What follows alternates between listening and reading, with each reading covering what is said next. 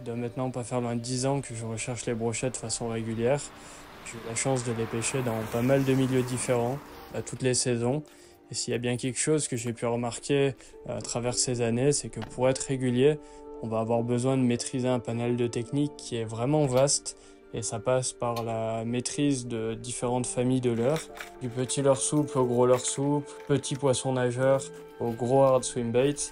Et il y a une famille de leurres qui, je trouve, sort un petit peu du lot et dont on entend un petit peu moins parler maintenant. Et pourtant, c'est vraiment, à mes yeux, une vraie base pour tout pêcheur de brochet. D'ailleurs, c'est une famille de leurres qui vient des pays du nord de l'Europe, là où la pêche du brochet est une vraie institution. Cette famille-là, c'est les jerkbaits.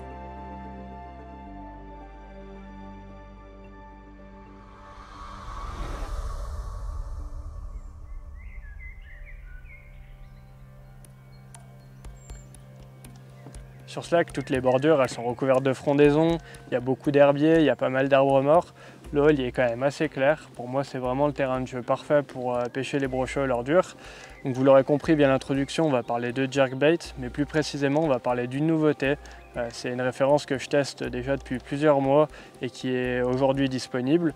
Donc ce leurre, c'est le Deviant de chez Xorus. C'est tout simplement un jerkbait qu'on a développé au sein de l'équipe pour essayer d'apporter quelque chose de nouveau à cette famille de leurres qui est déjà assez vieille.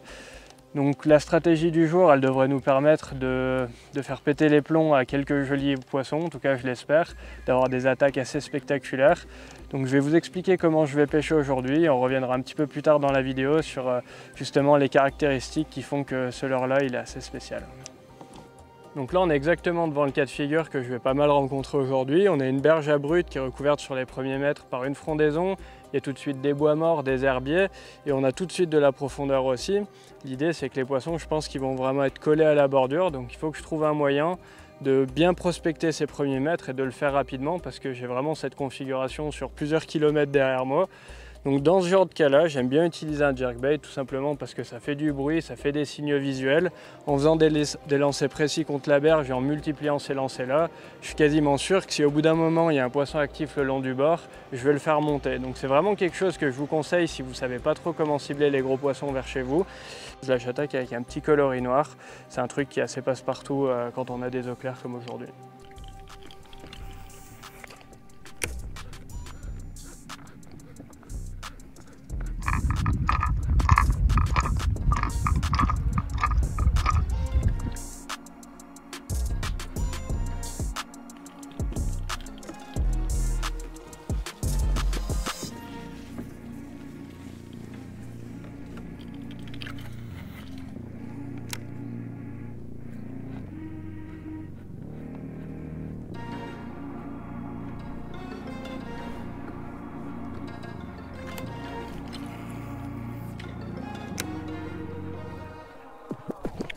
Ouais, magnifique. Après en linéaire sur les premiers mètres. Ah, je m'y attendais pas. Trop cool.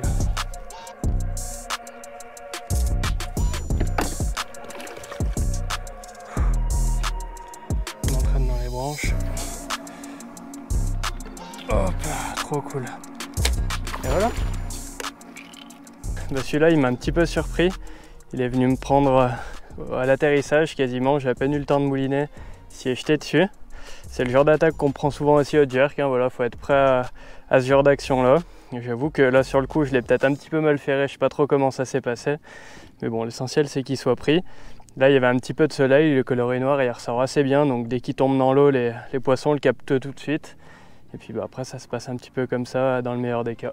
Trop cool.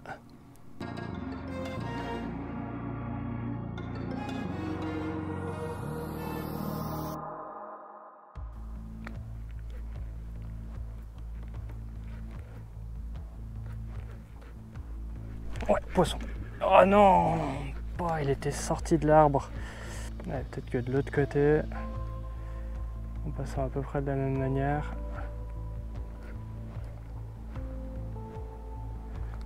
Bon, sinon, des arbres comme ça, il y en a vraiment tout le long, donc je vais en trouver d'autres. Mais là, c'était un poisson qui était quand même joli, je pense autour de 80. Ouais, le tout, c'est d'être précis. Bien le faire couler au ras des branches. Ouais, voilà, nickel. Génial. Ouais, il est pas très gros celui-là, mais c'était l'action parfaite quoi. Arrivé au ras de l'arbre, je l'ai laissé un petit peu couler. Et hop, il est venu le choper direct. Trop beau. Je vais essayer de pas trop me rapprocher. Des fois qu'il y en a un autre, un peu plus gros. J'avais lesté légèrement le déviant là avec 3,5 grammes parce qu'il y avait beaucoup d'eau sous l'arbre. Je l'ai laissé couler un petit peu là, quelques secondes, histoire qu'il atteigne la bonne profondeur, qu'il passe bien devant les branches. Puis j'ai animé 3 fois, il est sorti, il l'a tapé. Hop. Allez. Retourne dans ton arbre.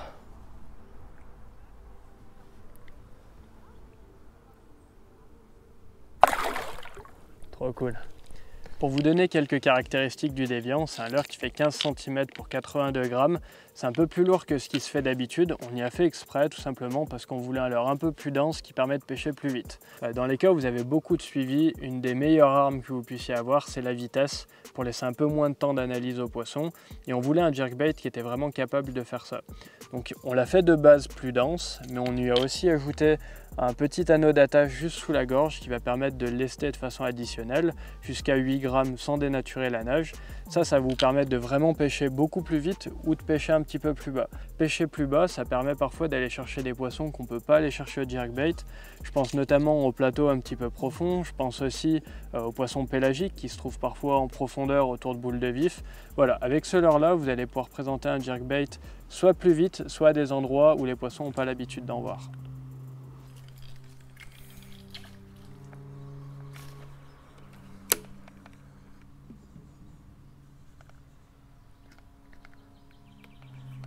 Il y a un poisson qui va sortir de ses branches à un moment ou un autre.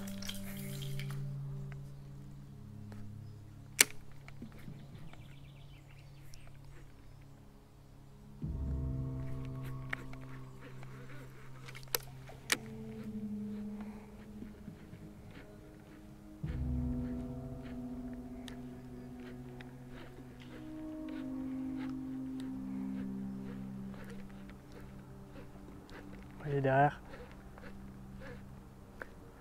Oh putain.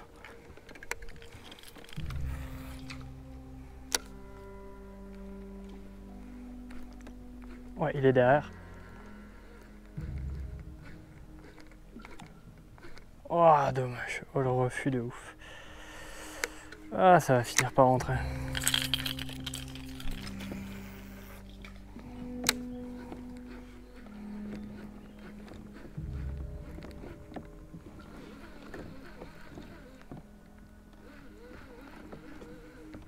Ouais. Oh. Ouais, c'est vraiment sur une accélération qu'il est sorti.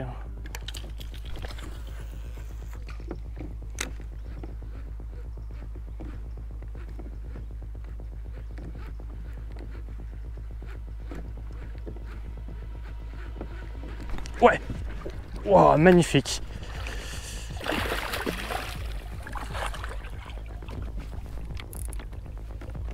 Oh, il est sorti de sous l'arbre.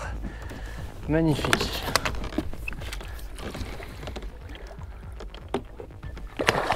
Trop cool.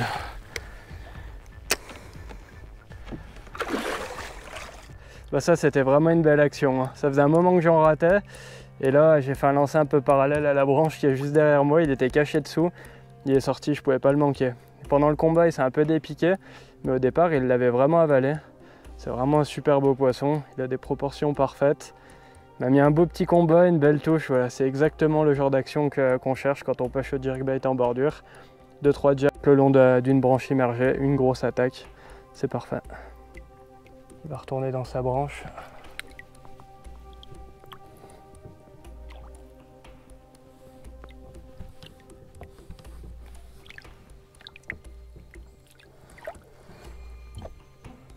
Hop, direct dedans. Donc le déviant, je vais l'animer de 3 façons différentes. Donc c'est un jerkbait, alors forcément je vais le jerker. Alors jerker, c'est un mot anglais qui signifie tout simplement animer en mettant des coups de canne. Donc pour moi, il y a déjà 2 façons de le jerker. On peut le jerker avec une ligne détendue entre chaque animation, c'est-à-dire que là je vais jeter contre le bord et je vais mouliner juste pour récupérer l'excédent entre chaque animation et je vais faire en sorte qu'à chaque fois que j'anime, au moment où je tape dans le leurre, la ligne ne soit pas tendue à ce moment-là. Ça va me permettre de vraiment le faire insister sur place. Et dans un cas comme aujourd'hui, où on a des spots très marqués, des arbres noyés, des frondaisons, ça nous permet vraiment d'agacer les poissons à un endroit, de faire des appels visuels et sonores en restant vraiment sur la zone avant de s'en écarter. Donc il y a des jours où c'est vraiment important de savoir faire ça, et il y a d'autres jours où on va le jerker de la deuxième façon, où là, entre chaque animation, on va vraiment mouliner un petit peu plus, en récupérer un peu plus de la ligne, de façon à ce que entre chaque animation, le leurre, au lieu d'avancer sur place, il parte légèrement vers l'avant. Ça va nous permettre de battre beaucoup plus de terrain. Et par exemple, là c'est des postes très précis parce qu'on pêche en bordure.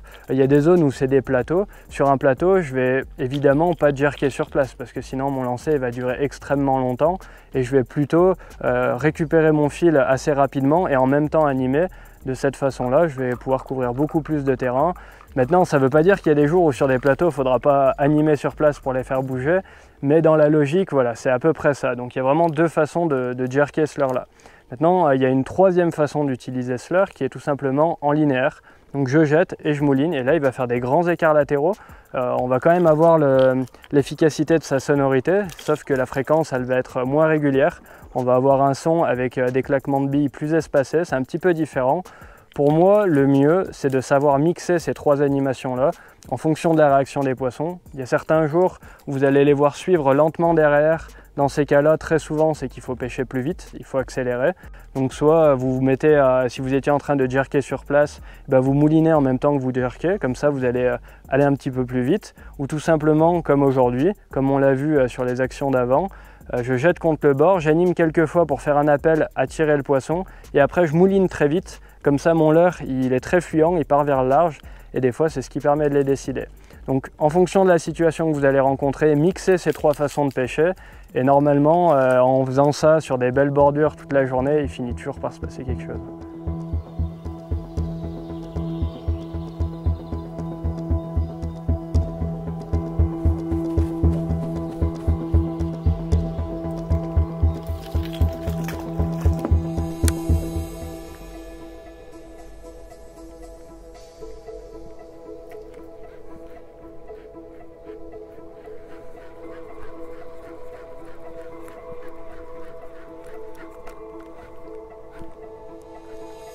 Ouais, magnifique. Faut pas que je le perde celui-là. Ouah, cette attaque de ouf. Allez, je vais mettre l'épuisette. Yes. Ouah, cette action de dingue. Et il est beau. Je vais pas faire l'un des 90 celui-là. Et voilà. Un super poisson là, après pas mal de dérives sans touche. Il m'a mis une super attaque là, j'avais jeté le long des branches. J'avais animé une ou 2 fois et c'était rien passé, je ramenais vite pour rejeter. Et je l'ai vu arriver derrière dans l'eau claire, c'était magnifique. C'était vraiment l'attaque parfaite. Donc comme quoi, même quand on n'a pas de touche pendant un moment, quand on fait cette pêche là en bordure, il faut tout le temps rester concentré. Là c'est un poisson qui doit faire pas loin de 90.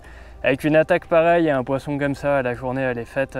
Je vais vite le relâcher quand même, voir s'il n'y en a pas un autre encore plus gros peut-être à prendre, mais là déjà c'est magique. Ouais. Trop chouette. Donc avant de terminer cette vidéo, je voulais vous donner un dernier conseil et notamment un conseil sur la canne. Tout simplement parce que pour bien pêcher au jerkbait, ça nécessite quand même d'avoir une canne qui est relativement adaptée. Et un des premiers critères qu'il faut à mes yeux respecter, c'est la longueur. Donc là j'utilise une canne qui fait 2,03 m. Pourquoi la longueur est importante? Tout simplement parce que comme vous l'avez vu, on va très souvent animer canne vers le bas. Et si on a une canne qui est un petit peu trop longue, on va être gêné avec la pointe qui va très rapidement toucher la surface de l'eau et on ne va pas avoir l'amplitude pour animer de façon suffisamment agressive dans certains cas. Donc ça c'est le premier truc, il faut une canne du coup assez courte. Moi j'aime bien une canne avec un talon qui reste relativement long. Ça peut paraître paradoxal par rapport à la situation qu'on a rencontrée aujourd'hui où il faut faire des lancers précis. Mais quand on doit faire des lancers précis et courts avec un leurre aussi lourd que peuvent l'être les jerkbait, donc aux alentours de 70-80 grammes. Le talon un petit peu plus long, il va nous permettre de bien stabiliser son lancer, et en tout cas personnellement c'est quelque chose qui m'aide beaucoup. Donc là j'utilise la 5 BC68XH, elle est vraiment idéale pour ça.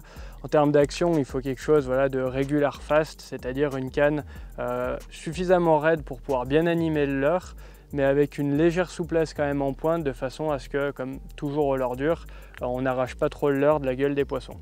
Donc voilà, c'était le dernier petit conseil. J'espère que cette vidéo elle vous aura plu, qu'elle vous aura donné envie de pêcher au jerkbait et d'essayer le déviant. Si vous reste des questions, n'hésitez pas à les laisser dans les commentaires, et sinon je vous laisse vous abonner et je vous dis à bientôt.